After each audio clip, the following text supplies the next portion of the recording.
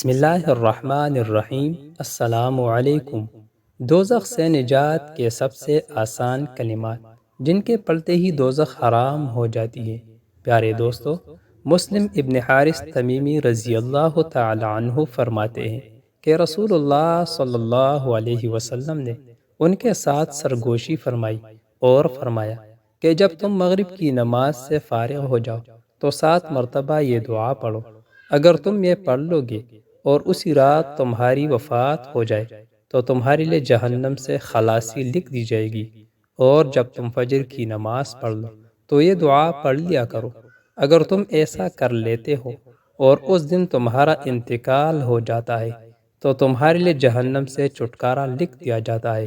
پیارے دوستو، وہ دعا یہ ہے: اللہم اجرنی من النار۔